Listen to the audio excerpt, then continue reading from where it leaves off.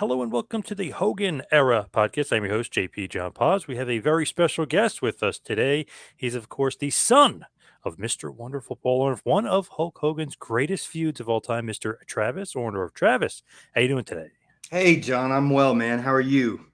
Doing good. Before we kind of get into it, what's going on in your world as far as Mr. Wonderful? Because you guys are coming out with stuff fast and furious. I was blessed for the past year, I've been working on these things, and it's hard to do while you're grieving. So some of these things take longer than others. Like, we just got the tombstone, was finally installed. And of course, it's so funny because I got to post the picture of when I got to go see it. And, of course, I'm tearing up as we pull up, but I'm a good probably 30 yards away. And understand, I have to wear reading glasses. But from 30 yards away, I look at it and I go, oh, I see the mistake.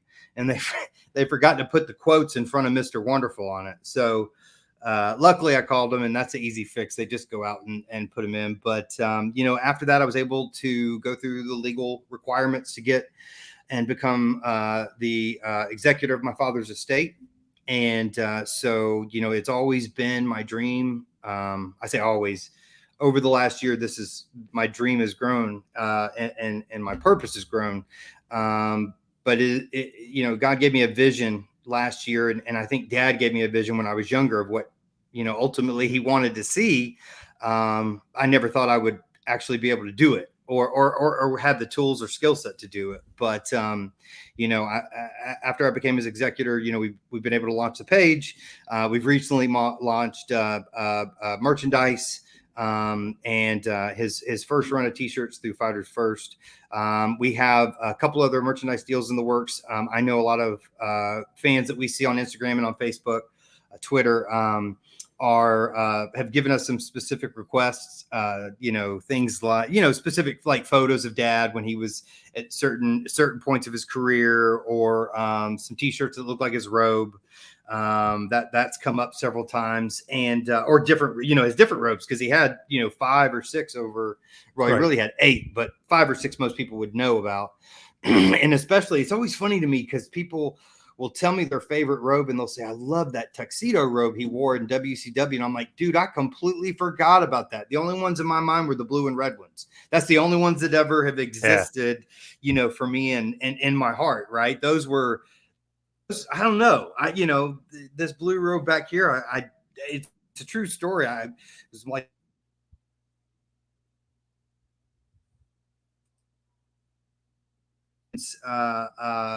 for Halloween. And so, this was very much my childhood. I got to see it, and obviously it was not so much. So, but yeah, we're building this out. We've got the merchandise. We've got, we just launched our first little, the month of October is Mental Health Awareness Month. That's something that, I've personally, dealt with, addiction, depression, things of that nature. And, been through counseling, and by the grace of God came through. And so we launched, our first Hindu squat challenge. Dad used to do like 1,500 in one set. There's a rumor he did 2,600 without stopping, back when he was with Hiro Matsuda. But the challenge is to try to do 1,000 Hindu squats in 21 days. So it starts on October 10th. It runs through the 31st, and that's 50 a day roughly. So breaking it down, 10, 5 sets of 10, 8 a.m., 10 a.m.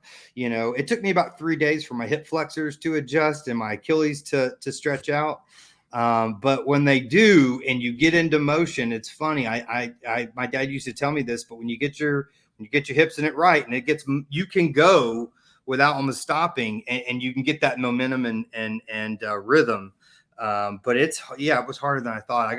I did like 25 in a row, and I just remember I walked a little funny the next day. But so we're hoping to have at least 50 people participate. We want them to just send us a short video of them doing a quick, Hindu squat, and then tell us and give us inspiration and motivation around why they work out, and a positive message to those dealing with mental health. I specifically have attention ADHD.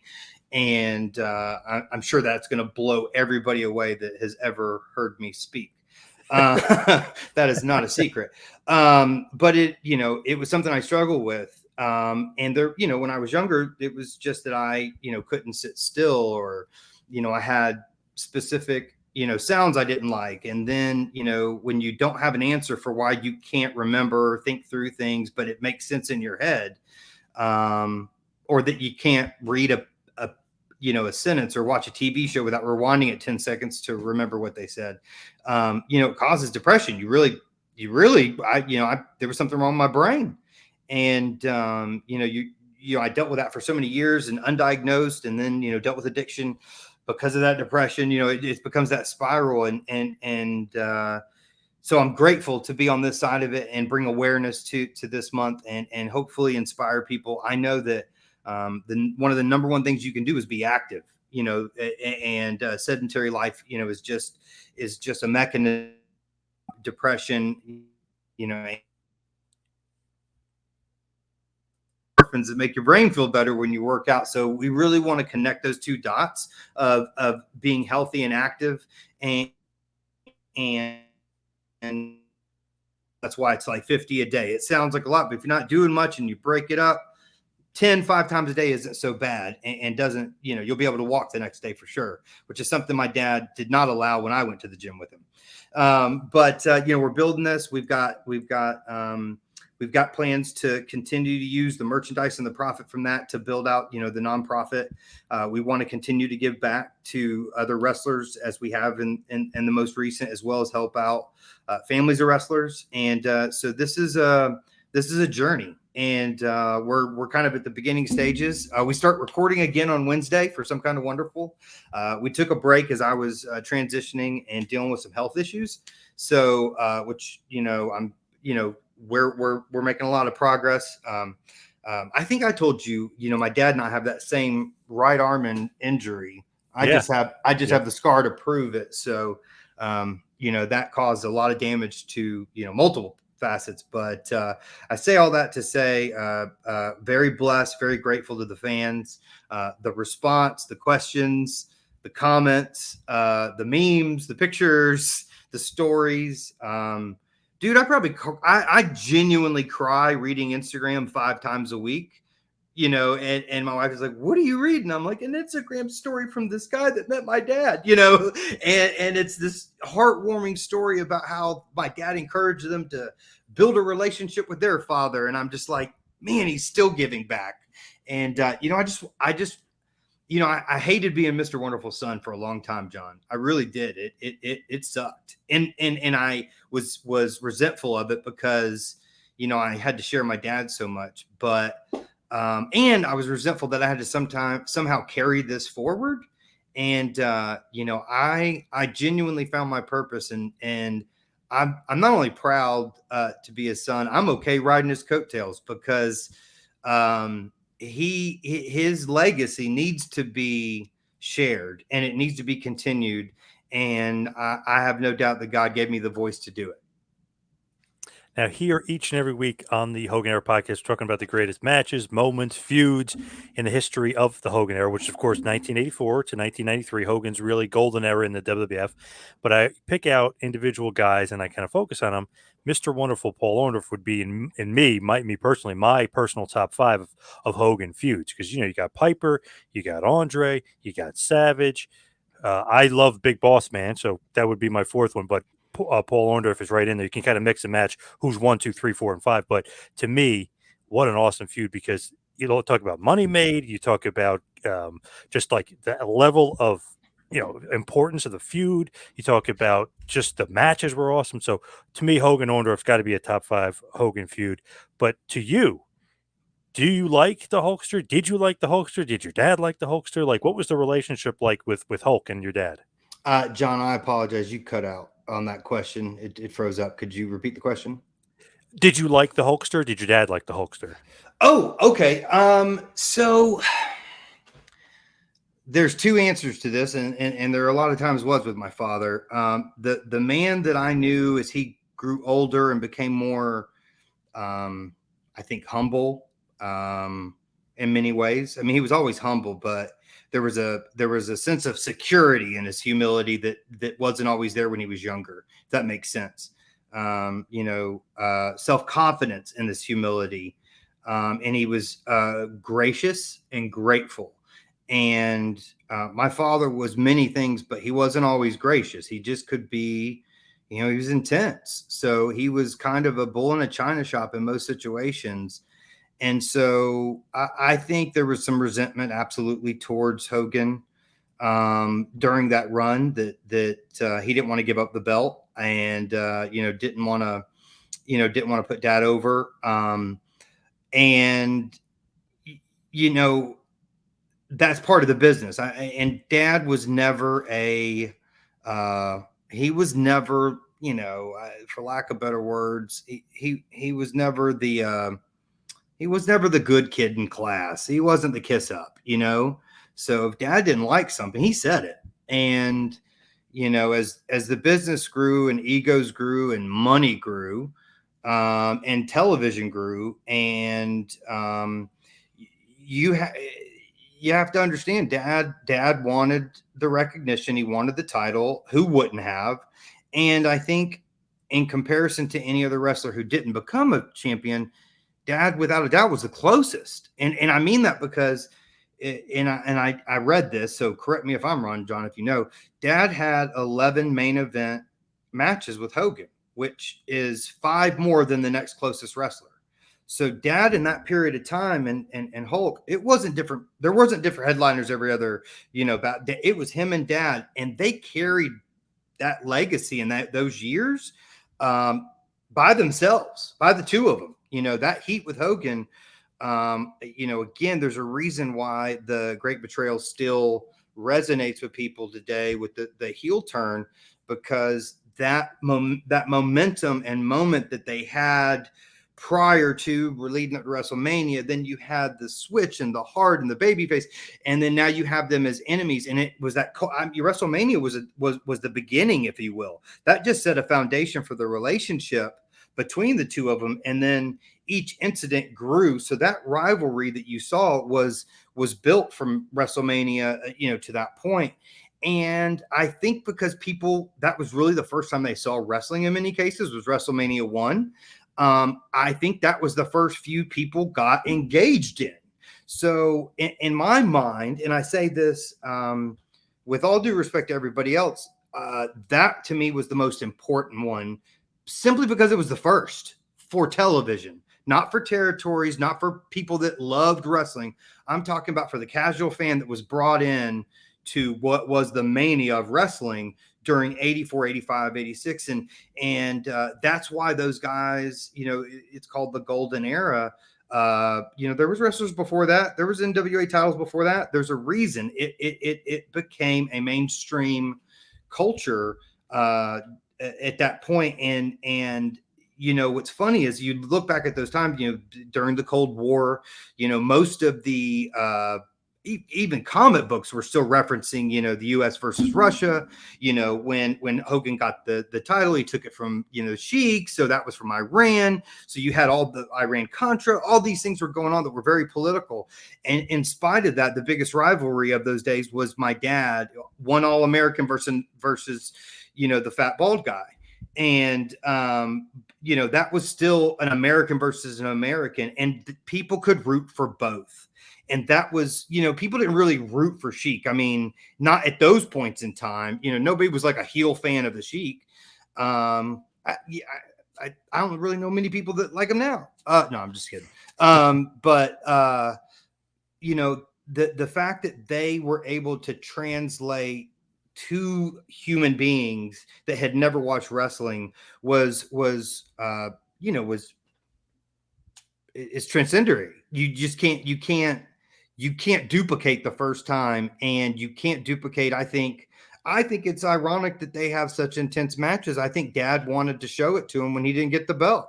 I think that negativity and some of that anxiety, I think Vince fostered it and harnessed it, and it came out in those matches. I think if you have Dad in a good mood, he's still going to give a great match, but Dad pissed off gave you a phenomenal match, and I think Vince played to that a lot. And again, I go back to this last piece is at those times when you came out of the territories, and I don't think the business has changed that dramatically much, but it has just because of contracts.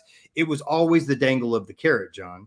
It was always, like you didn't know if you were going to be a title run next week, even if you had the title this week, if you pissed off the territory, whoever's running the territory. And so it was always, well, you may have a job next week, but, and then you may be looking for a job in another territory because you got let go. That it was very, very anxiety high, turnover crazy. Nothing was promised.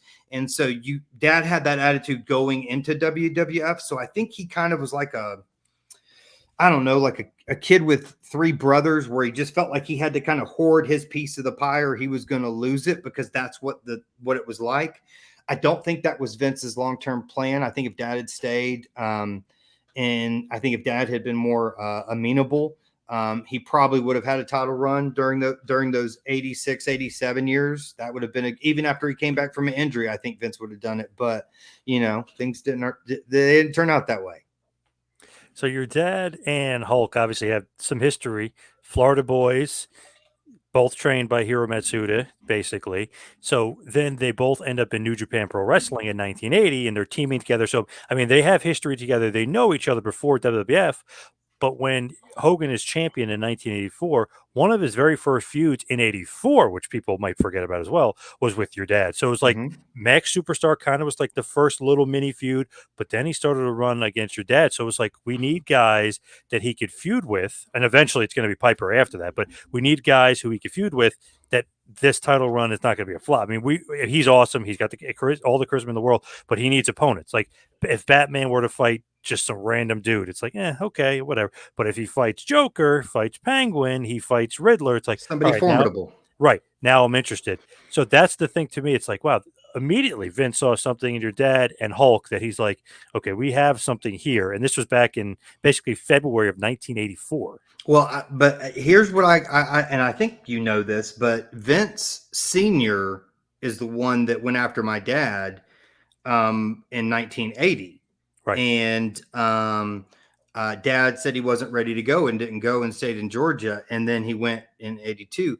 And so Vince Sr. had already planted that bug in Vince Jr.'s ear or vice versa. But that plan had already been in mind in 1980 when they were building up. In fact, I think if Dad had gone earlier, he might have taken the title from Backlund, along those lines, and then had a run against Hogan after that. That I could have seen. But, again, things people are like, oh, they would have drawn so much money. They drew so much money anyway. They're like had they taken the title off of Hogan, everybody has these speculations. We have no idea. It would have been the same. Let's just be honest. Everybody just have a different memory. And if you were born then, and if you grew up in that era, then that's your favorite time because you were 10 and it was magical.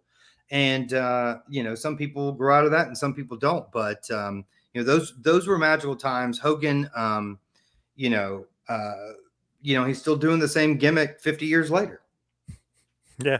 It's funny too, because people say, oh, Piper should have got a title run. Bundy could have got a run, or Piper, or your dad, or that's Big just John because that's like, who they liked. Right. Whoever they liked, they kind of threw in there. But I always throw out the caveat, kind of like you said, do you think you would make more money with Hogan as not champion chasing? Like, well, I don't know. Well, if you don't know, then don't do it because they already made a shitload of money with Hogan. So and this is if they had put the title on Piper or my dad, and they could have gone through the three of them for a while. They could have gone through the three of them for 3 or 4 years and had epic battles. That just wasn't the plan. And at the time, it's always, you're always looking back. They should have had a title run. I think the only reason my dad would have wanted a title is because he would have wanted a paycheck with it. And I think Roddy would have said the same thing. So I don't think they wanted it for peanuts either. When you look at it, your dad is like such a great foil for Hogan. Did he make Hogan not tougher? Because obviously Hogan, he's been around. I mean, Matsuda broke his leg and he came back, so there's a level of toughness. But do you think he was like pushing Hogan to almost be like more of his style? Because your dad's rough and tumble. I mean, and sometimes he dropped the elbow. And I remember Hogan in an interview saying like, "Man, he'd really let me know he was there. Like he would, he'd drop some stuff on him." Yeah, I have no doubt. And so here's okay. So again, I'm ADHD, and somebody might say to me, Travis, I need you to do this halfway because I'm pretty sure your halfway is everybody else's all way. So uh, Dad would look at like Dad maybe named 5 people that he wrestled that he was like they could wrestle. And he didn't mean it in a bad way. Didn't mean they weren't workers or they weren't, he would say a good worker, but like he needed somebody that could hustle. And if you go back and watch a lot of his matches, because I catch them, as we archive and find this stuff, man, you'll see some of these wrestlers, you can see him tapping out with Dad. Like he's doing a move, and you'll just see this. If you watch, you'll see this, and Dad will kind of wrench it again because they need a second. And you can see their bellies just exposed because they're blowing up. They can't catch their breath. And this is 3 minutes into the match. Hogan was a much more technical wrestler back then, but he was a freak of nature. He's a big dude. And so to expect some of the movement that people expect from him, I think they've almost made him smaller and forget how big he was. He was darn near as big as Andre the Giant. Like that dude was huge. So expecting the nimbleness that my dad had, I think, if you ever see my dad do the frog leaps, dude, he gets above the third rope. Like that dude his legs were legit, right? So seeing how Dad wrestled with Hogan and hearing what Hogan has said, Hogan has said, at least from what I've read and been told, Dad was the toughest SOB he ever wrestled. And I think Dad raised the bar for anybody that was in the ring. Because now Dad wouldn't hurt you, but Dad wouldn't work with you after that. So I think when you got in the ring, you knew. If you didn't know what you're getting into, you found out real quick. And I liken it to like getting a job and somebody's like, hey, this manager's really, really tough. And you're like, yeah, I can handle it. And then you walk in and you get punched in the mouth and you're like, oh, I didn't, I can't handle this. So Dad raised the bar, I think, for anybody that got in the ring with him. And the guys that, could run with him, I don't think people realize how athletic and talented Tito Santana was. And they have some phenomenal matches. And it's bam, bam, bam, bam, bam, bam, bam, bam, bam. But Tito wasn't the norm. And that was not the way he felt about working with Tito was not something he felt about many people. With Hogan, I mean, there's this classic Hogan match against like big guys like Stud or Bundy or Andre or something, but obviously Savage and your dad, it's completely different. He's got to work a little bit smaller guy. I mean, and obviously Dad's a different style. So, I mean, he's got to work differently, but it's very good matches. And like Hogan always says, like, if he doesn't want to work with you politically, he's just not going to work with you because you're not money. He'd always want to work with your dad because he was money. So regardless of if he's like, maybe he's a little too stiff, he didn't give two shits because he was making a lot of money with your dad. And that was the number one thing for Hogan. This guy I can draw money with, like, so I'll feud with him 84, 85, 86, 87. Like, he'll feud with him for 3 or 4 straight years if need be. And going back to did he like Hogan? I genuinely think my dad did like him. I think Dad just had a chip on his shoulder about some things that happened during his career. Many of those self-inflicted. I know that people don't want to hear me say that. It's my father. I'm going to be honest about it. And because my father was honest with me about it. These are the things he said to me later in life. But I can tell you, the flip side of this is Dad, I never heard him say like real bad stuff about him ever, other than when he was in kayfabe character mode. And then I'd be like, all right, which one is it? Just tell me you. When I was 19, I was in college at Stanford. I might have still been 18. I can't remember, but, we went to see a show up in, I took, a couple of my college roommates and we went to Huntsville, Alabama. And the first person Dad brought me to was Terry. And, he's like, Terry, and, runs me over to the room and Terry's sitting there is like, oh my God, and so I think deep down they were, this is what I'd say. Dad said this later on. This is truly what I believe was in his heart. They were brothers. You don't always like your brother in the moment, but at the end you love him. And I think deep down, I know Roddy was like blood to him. I think Hulk was too. I think if Terry had called him at any point and said, "I need this from you, Paul," Dad would have said, "I'm there right now. What do you need?" Whether it was somebody to knock somebody out or whatever. So I think at the end of the day, Dad would have had his back.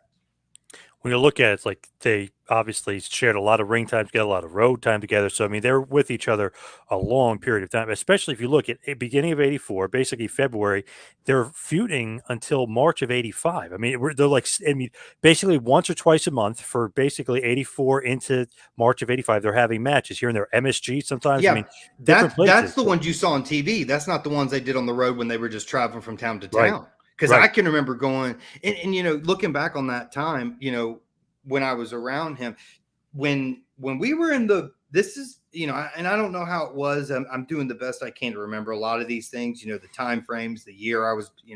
How old were you? God, I think Yeah. I didn't chronicle this like Josephus when I was 6 years old, like I should have. I apologize. And but back then, I don't remember. Hogan had his own little dressing room. He kind of stayed to himself. Jimmy was in there. There was a few guys, but I remember those dressing rooms because I went in there. When Dad would go to playing a match, we would go in. I would just sit over in the corner or whatever. But Terry had maybe 3 or 4 guys in the room, and Dad was in the normal dressing room with everybody. He was always over in the corner, and he had his little bands he would work out with, and which was basically a rubber hose. Like one of those tourniquet looking things. Yeah. And that's what I thought were bands for years. And now they sell them all over Amazon. Like my dad was doing that back in '84. Why didn't we come up with something back then? Mass marketed. Yeah, exactly. Mr. Wonderful workout equipment. We could have him jump through a sheetrock like the Kool-Aid Man. But going back to that time frame when we traveled, Terry and I can remember being some bus rides, and Randy Savage would be on there, Tito, JYD, my dad, a bunch of other guys would be, it'd be a tour bus. We'd go from town to town, and Terry would go by himself, but he was always doing other promos and marketing. I mean, that dude was getting pulled like Tiger Woods at a golf tournament. When you look at it too, it's all building with your dad and Hulk to WrestleMania 1. And obviously, his pocketbook is probably pretty good at this point, meaning you guys are probably doing good because if you're feuding with Hulk, you're at the top of the card, you're making the most money. So, I mean, that's great. But then, I mean, this is kind of like the apex here.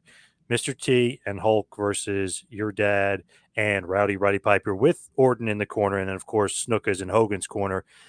WrestleMania 1, Madison Square Garden. Man, I mean, this is just bigger than big. The greatest wrestling event of all time, as Vince coined it. Match goes about 13 minutes, 30 seconds. Hulk and Mr. T win. Apparently, as the story goes, Piper didn't want to lose and want to take the fall.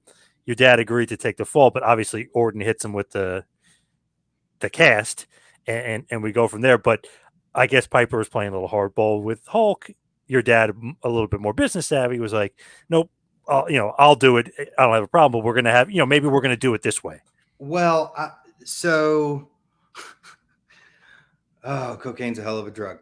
There was a lot going on at those times. You got to know that those guys were young in New York and all of a sudden on top of the world. Liberace, Muhammad Ali, Cyndi Lauper, Mr. T. The rule was none of them were going to lose to Mr. T. Right. That was the given, right? And there was somebody brought it up, and it was met with hostility. And I think chairs were thrown that it was even breathed. And that was nixed. And so then that, I think, was if I'm Vince McMahon, I'm throwing that out there because now I got a negotiation to start with. Here's how bad it could be. Anything other than this is better. So, my dad was a lot of times he could be a great soldier. And in his WCW years, he was a great soldier. And I think even at the power plant, he was a great general. And I think that day he knew that was what was needed. He didn't really lose to Hogan because of a leg drop. I think that was relevant, how the finish was. I think all that was brought together to ensure that all these men maintained and nobody really lost. Because when Dad gets left in the ring, he's now the victim as opposed to the loser. Right. So the way they played and scripted that all out, I think Vince would have, if, again, I'm making assumptions because I believe this is how I would have thought about it. Not that I have any vision like he does, but my thought process would have been to sit down with him and go, let me explain to you the next 6 months to a year. Here's how this happens. You lose, you take the hit, but this is how it happens. You don't get finished. And then, we're going to build this out, because Dad becoming a face after that is financially rewarding as the next turn back to heel. So, and going back to those days, Dad, you think about these guys. Let me tell you how we kept our money in the house, just for a point of reference, because my dad bought $100,000 house in Fayetteville, Georgia. He didn't go to Connecticut and buy the expensive houses like those guys did. He didn't want anything to do with it. He was right near the airport, and in the hometown of Delta pilots and the red coat employee. No, I'm not even joking. It's like all of Peachtree City and Georgia. Oh, really? That's where they all live? Oh, that's where they all live. And they work okay. like literally all the Delta pilots moved there in the mid 80s. It's 15 minutes. You get on the interstate, you're 15 minutes from the interstate, and it's a golf cart community and a planned community, all that stuff. So Dad's vision, at that time around money was, get a house that you can afford. It was the first house he ever bought. He grew up in trailers. We rented trailers or apartments until we bought that house. So it was his first house, his only house. He lived there until he came to live, in the hospital, and then came to live with me. But we would have money in, like, I'm not kidding. I thought I broke my toe once because there was, remember those old Tupperware that were like red with the clear tops and the yellow? Oh, yeah. So we had those, and they were stuffed in the freezer with cash in them. And one of them had like 20 grand in it, and it fell out onto my toe, and I thought I broke my toe. That was our savings account back when I was, 6 or 7 years old. Damn. So Great. they were making, Dad said he got like one match. Oh, I remember one time it was at the Omni, and it was like I don't remember what they call the match, where you got to, the first person to get out of the cage, but it's like a battle royal kind of, first person out of the cage. And we were leaving the Omni. So Dad and I leave my baseball game or my karate tournament. We drive to the Omni. We pull up. There's a valet there. He goes, leave it on. Dad walks up in his trunks, goes out to the battle royal, jumps out of the ring, wins it, comes back out, gets in the car, and we go home. He goes, that was the easiest $25,000 I've ever made. Wow. That was like true story. I remember just going, and that didn't. That was a normal sounding conversation as a kid, so it sounds sensational, but that's kind of how my dad talked to me, even when I was young, was, hey, this is the business and this is how it works.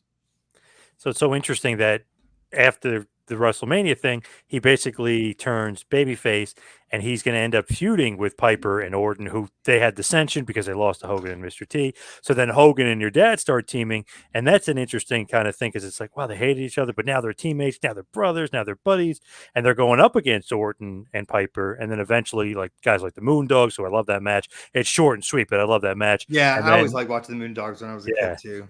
And then Bundy and Stud. I mean, it's awesome to see, like, wow, Hogan and Orndorff are going to team. Can they make this? Like, were you thinking, when you're a kid, like, oh, now we're with Hogan, like, we hated him, now we like Hogan? So, and I think, I don't know that I've shared this with you before. The reality is, John, I didn't watch any of my dad's matches till I was like 16 or 17. Wow. Okay. I was in the back of I saw WrestleMania because we went to the Omni on closed circuit television.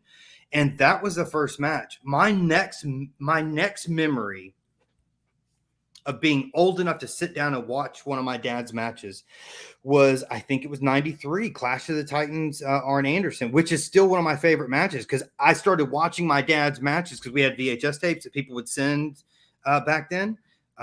So I remember after I saw Dad wrestle, because I was actually nervous and I knew the outcome. Like I knew it was going to happen. I still was like, oh, and then Dad reverts a small package. I was like excited. And so I went back to VHS tapes, and me and a bunch of buddies started watching wrestling at the house. And so I went 17 years old. But before that, when I was on the, like, I mean, I might have seen a glimpse, but Dad wasn't going to let me go sit out in the stands and watch a match. So the matches I watched on a little TV screen back in the back and listened to the wrestlers commentate. So I don't think anybody, when I got older, liked listening to or watching a match with me, because I'd be like, oh, they missed that camera spot. Oh, his back's turned, like, and I'm not saying I knew what I was talking about, but that's just what I heard. And so that's what I observed. And I remember one day I was sitting there watching it with Dad. I said something. He's like, you were listening. It's just like this little surprise. But it was in fact, I was watching one of his old matches, and I was like, Dad, you had to do a full 180 to get in front of the camera. How'd you know the camera was there?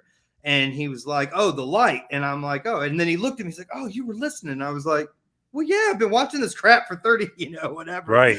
And but it was, yeah, everything I ever saw was like, a TV smaller than your computer screen right now, probably like 13 inches. And, sitting around with a bunch of chairs, almost like a prison, like you'd see in a TV show, like the semicircle, watching that small TV that's, up on the wall, because you're inside of a dressing room. Yep. So that was my experience watching wrestling. So dad's matches and stuff, like I still am catching new ones to this day, because most of what I watched was VHS, and then I've watched it on the internet. And it's just so funny to think about it. But what I do think when I look back at watching those Hogan matches that made it so special is that I think that their relationship is almost uncomfortable watching on television. And it makes it interesting, because you believe he's supposed to be a good guy, but there's something just in your gut instinct going, I know this is going to end badly, but you still want to watch it. And that's just good television, not good wrestling. That's just good television. And I think that's something that they captured during that time for TV, when it really started to get a push. People were vested in their relationship, and they were waiting for it to go bad. Everybody knew he was going to turn. Like, they might have not known when or how or what, but everybody saw, because he had to be a bad guy still. But I also believe that Rowdy Roddy Piper and my dad, you correct me if I'm wrong, I've gone back and those are the two first heels that really got over on a crowd, where they would root for them over another guy that was a baby face. Even maybe not Hogan, for example. I mean, there were a lot of people cheering for my dad when Hogan was popular too. There was times that was a split market, more than realize. When you look at it, when he turns on him, like you said, people were expecting it, or they kind of saw it coming, but they didn't know when. When he turns on them, though, that's awesome. I mean, that's such a great moment. The clothesline and beating the shit out of him. Eventually,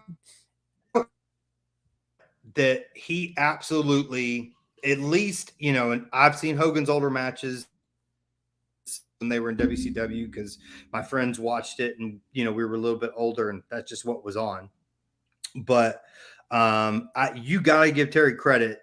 He always sold my dad, always. Yeah. And in fact, his some of the pile drivers my dad did to him, I still think are some of the best sells he's ever, like, they're legit great.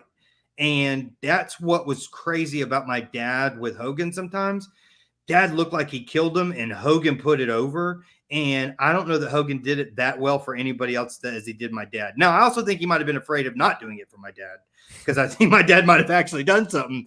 But I give him credit that he was willing to do as much as he did to sell my dad at that time, because he didn't do that for Warrior.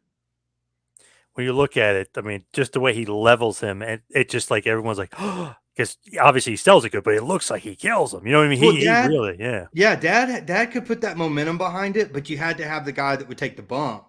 Otherwise, Dad really would have hurt you too. Dad could swing through. So I think there was a little, again, there's an art to some of that. And the guys that grew up with the Matsudas and oh God, his name just Bill Watts, Eddie Graham, you had a very well-rounded and balanced education around wrestling, and then the more you put into it, the more you got out of it. Dad had grown up with some technical wrestlers, and so he integrated some of those things. I think that's why my dad has such a. If you go back and look at his repertoire of moves, we've come up with over 78, and some wrestlers we're looking at 30 to 35. And so he had such a wide array. Hulk didn't have that, but he knew how to take a bump. He knew how to sell a crowd. He knew how to work a crowd. He knew the angles. He at the end of the day, he was a better wrestler than I think people give him credit for. I just don't know, but he has more longevity because he didn't hurt himself. So, in my mind, he's probably the smarter one of the most, one of the smarter ones too. So. Look at it when he turns on him and he teams up with Heenan. He comes out in some shows to Hogan's music. I mean, he does things that really, really get under people's skin. So it's like, Oh okay, yeah, he feuded with gorgeous eight. stuff. Awesome stuff. So he feuds with him 80-45. There's so much interest that there's WrestleMania off of him and Piper. But then when it happens in 86, for whatever reason, that really revved it up. I mean, that was just on another level because you go to Toronto Exhibition Stadium, right? And like everybody's clamoring it. WWF thinks that they're going to sell like 10,000 to 12,000 tickets. They sell 65,000 tickets. So you think people are into Hogan versus Orndorff for the big event, which they ended up coining it the big event? Well, yeah. And it ended up over Amazing. 70,000. Yeah, amazing. And of So, course, I was just showing you before, joking around, I was showing you the awesome tape of it, yeah. which I just got. But awesome. I mean, 65,000. So they say on the tape here, but what an audience to think you're going to get 12,000 and people are so into Hogan and Orndorff that it does over 60,000, 65, 70. I mean, that's nuts. Yeah, it was, I don't, they caught lightning in a bottle. And, again, I think to me, that's still, I was actually talking to somebody the other day. I was trying to think of how to compare the spectacle of WrestleMania and the energy around it and what it was like to grow up around that energy, and then try to replace that by going. I've gone to, I'm a huge University of Miami fan. I've been to several big games, Florida State. The energy of that time period around wrestling and the way how passionate people, because I see passionate fans today and they are into it, man. But it was a whole different breed. I mean, I saw women fight with each other in the grocery store over Pro Wrestling Illustrated, right? That's not something you see everywhere, but you'd see it down in Louisiana, buddy. So that was such a magical moment because Dad and Hogan is the last rivalry that people still believed. After that rivalry, the next year in 87, it became a sporting event. And then you had the split of people that thought, oh, it's fake. And I've been telling you it's fake. And then the people that are like, no, it's still real. There was that. It lost its magic in 87. And I don't mean that other than that was just the time in which it was no longer, believed as well as it was, because, the whole thing came out on ESPN and, it was, there was a momentum change. So I think there was something magical about that time where people really believed my dad and him were going at it. And then, that naiveness, when it goes, it's completely gone. Once Santa's not real, that's it. And, when they let that genie out of the bottle, I think you saw just a different evolution. But that's why I think that was so special and why you saw 70,000 people there, because they genuinely believed. And you don't bring an extra 50,000 people. That to me was comparable to the Roman Colosseum and the gladiators and that kind of energy I imagine that existed there. And I said that's the only thing I could compare it to. And the only thing I think I actually came up with another one was European football is probably very similar. The energy, passion, fans fighting. That is literally what you'd see at a wrestling match if somebody had a different poster than you. And it would be the one with the kid holding the poster and he'd be the one in the fight. Right. So, yep.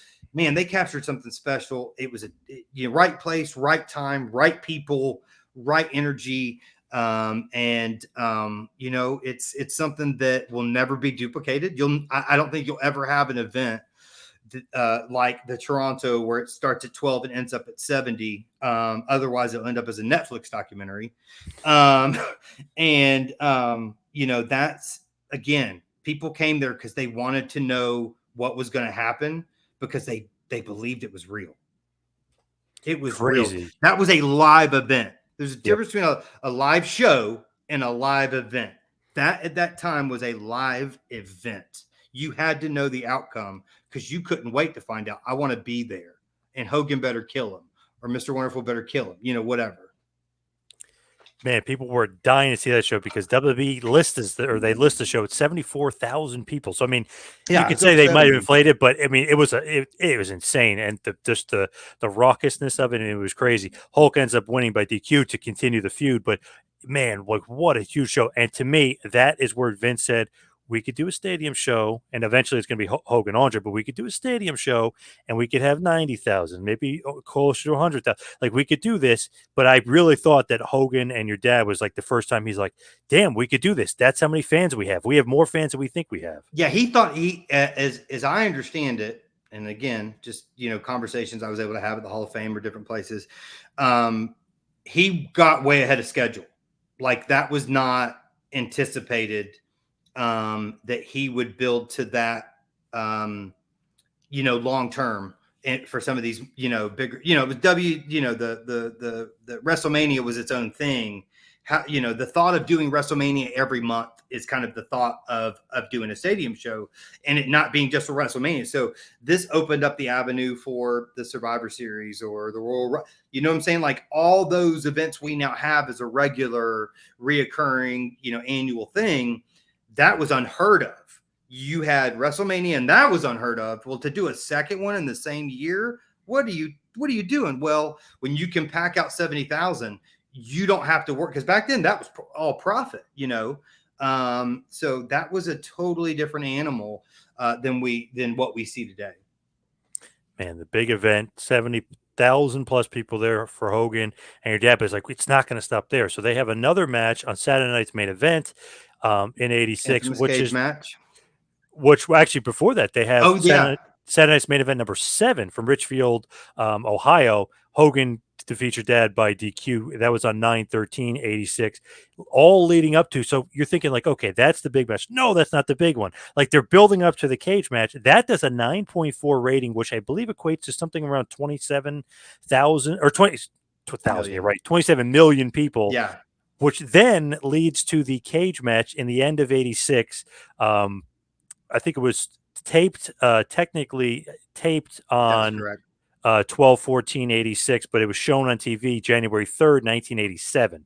So that would be Saturday night's main event number 9, over 10,000 people. I mean, it's a sellout in the building, but the rating, 10.6, just 30 million people were watching your dad versus Hogan in the steel cage. Hulk just barely, by a certain angle, just barely gets the win. Did you not see would you not see my meme?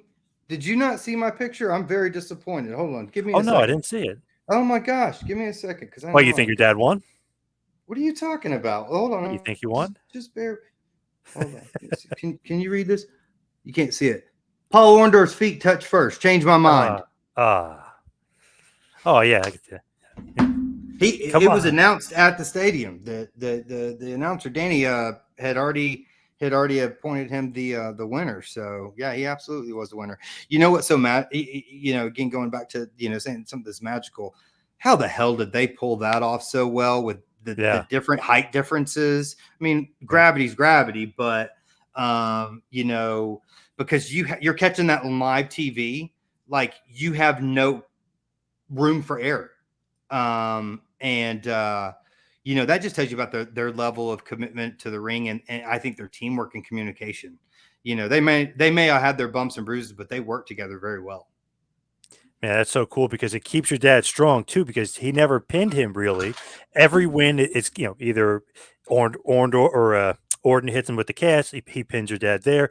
Then it's a DQ, then it's a count out, then he lands first on the floor. So everything is kind of designed to keep your dad strong. And I know we're going to lead to WrestleMania 3. Your dad's not on the card, but I interviewed your dad before, and he said he was kind of on standby because the only possible replacement for Andre would be the other guy that sold out a stadium of 70,000 plus with Hulk, and that was him. Right. So he kind of was like on standby, but they always kept him strong with Hulk just in case they needed another.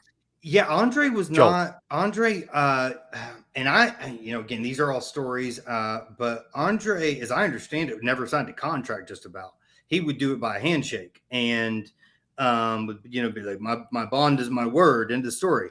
And so they didn't know I don't think they knew until that night that they were if Andre was going to let Hogan slam him. Like, it was I think there was plan A, B, and C on that backup. Now I think my dad was what I know that my dad was the replacement, but I think if Andre had not done what needed, like there was other angles that they were prepared to go to, as I understand it. I do think Andre was messing with Hulk a little bit because they're buddies and they were buddies. Like, Oh I'm yeah. gonna mess with you a little bit. Let's like, you're not gonna job? Nah, I Well, don't Andre know did that about to that. everybody because he could, and he Right. thought it was funny, and that was kind of if you, as I understand, those that knew him knew he was like that, and you didn't think twice about it. But if you're an executive about to do however many million shows, and this you're still building your foundation for this company. It's still fairly brand new in reality. You got these major networks on with USA and NBC. You got a lot riding. Andre better Yeah. not be playing around, or I've got I got a business to protect. I know they have a few house show matches and dark matches, like Superstars taping after that, and Hulk finally gets some wins. But I mean, these are matches not on TV. Yeah. When you look at it, it's like, man, they kept that feud going 84, 85, 86, and a little bit of 87. And then obviously Survivor Series, he'll be on his team. So, I mean, they're like still together. But it's funny. It's like, man, that's 4 years there of the Hogan era, of the golden era of wrestling. Your dad is a big part of Hulkamania and a big part of keeping it chugging along. Well, Dad made Hogan. Hogan made Dad. I think Dad wrestling with Hogan and Hogan winning because of the way my dad was gave Hogan credibility as a wrestler. Because Dad was so intense and tough, so he wasn't just Hulk wasn't just strength, right? He could actually wrestle with the good, those type people, and you got to have that mix of characters that kind of elevate the stature of your champion, that show them being capable of taking on different villains. That's why you have the Joker and the Penguin. They're so different, but they're still just as capable of each other, and you need that. And so in my mind, Rowdy was, God, he's such a great heel and such a great wrestler. But my dad's run with Hogan is what built the foundation for Hogan, because of the if not because of the 11 matches that they headlined either Saturday Night Live or wherever, right? And the fact that there was that many more, that built the first 4 or 5 years of WWF in the mainstream. And you don't have a lot of these. You don't have a lot of this animosity and some of the, what happens if you don't have a Paul Orndorff in Toronto? Who do you throw in there? Well, back in the day, I'm not saying they wouldn't have had some good matches, but the sell and the intensity and the rivalry that happened between my dad and Hogan and how believable it was, especially because my dad was so ripped, even though Terry was so big. Again, it's just something so special. And two guys from Tampa. Yeah, look at that. Traveling the world, going to Toronto and selling out 70,000 plus. Saturday night's main event just being just a juggernaut. Because if you look at it, like the money made for Hogan, his top guys, Piper obviously is up there, but your dad, Andre, of course, I think would probably be number one, Yeah. or maybe Savage at number one because of the way the money was structured in '89 when the Mega Power exploded. They did the record for the WrestleMania buys and 750,000, all sorts of stuff. So it's like your dad, Savage, and Andre are kind of like the top three. Not a bad company to be in there. No, and everybody has, I always compare it to, my dad is so popular and loved by so many because they grew up on him. And if my dad wrestled today, he would be just as believable and lovable and hated and wanted. And I mean, he would get just as over in today's wrestling as he would have back in 1984. And the greats can do that. There's some guys back then that they had some good names and they were great wrestlers, but they wouldn't get over today. They have no personality when you go back and watch it. It's just a gimmick, and that was just the name of the gimmick that day. But the Rowdies, the Terry or Hulks, my dad, Savage, you put them in any genre, and their charisma and talent is undeniable. And Rock was one in a generation. I don't think we've seen anything close to him ever. And then, Steve Austin was once in a generation. And those to me are people that were so iconic that, it's almost like wrestling was built around them in many ways. I think that people don't realize how many great wrestlers were wrestling in 1984, 85, 86, and 87 that you may not have gotten introduced to until the 90s. But Dad trained a lot of those guys, and was it was who he was who they emulated. So his impact has been held strong. But when you look at that era, I don't think Hogan defines the WWF of 1984. I think he's a defining factor, but there's still so many other parts. Versus there's time periods where I think The Rock was the center of the WWF world. And back then, I think all of them were the center of that world, and that's what they were building together. You just need that central guy to focus on. Then you need the guys with him, the Pipers, the Orndorffs, the Savages, the Bundys, the Andres. I mean, you need those other guys as well. There's only one name on a TV show, G.I. Joe, but there's a ton of other soldiers that everybody likes. There's got to be one name on the billboard. Yep. So as we hit the wind down here, we head towards the finish. Tell us again where we can get all things Mr. Wonderful. So we're on Instagram on Mr. Wonderful Official. That's MR1DERFUL. We just have all of our website up. It's just all of our link tree at this point, but it's at www.paulorndorff.com. And we're working on another website to be able to get our merchandise up and some different things, as well as information as we, start to gather some of this around, the national health and awareness and stuff, mental health. We'll want to make sure that people have resources to be able to get. And then, we're PAU1 Orndorff on Facebook and on Twitter. And, some kind of wonderful number one DERFUL on Instagram. And we start recording this Wednesday with Big Boss Man's daughter. So we actually recorded with her twice. She's a good friend of mine now. We've been talking for like 6 months. I swear she feels like family. I tell her that all the time. She's like my sister now. But we recorded twice. Had she had some equipment malfunction. We didn't find out till after we recorded that it wasn't recording from her vocals. So we are re-recording a third time. We'll get that going. And then I've got a couple guests already lined up. So we should be able to make this a bi-weekly thing. And we're going to start doing some Q&As. And again, we got the October 10th through October 31st, the 1,000 Hindu squat jump challenge. So that's 50 a day. We're giving away a free t-shirt, a hoodie, and we've got some other gifts coming from some sponsors as well. And again, it's all about, mental health and awareness, ADHD awareness, suicide prevention, and really just bringing that conversation up for people that need help. Myself, I was one, and I'm grateful I had people that supported and wouldn't let me give up. So I'm going to be that for somebody else, and you can too. So John, thank you so much for bringing me on, man. It's always good to talk to you, and love the podcast. I wish you the best, and God bless, brother. Thank you, Travis. Thank you, everybody, for listening. We'll see you right back here next week for the Hogan Era podcast. We'll see you next week, folks.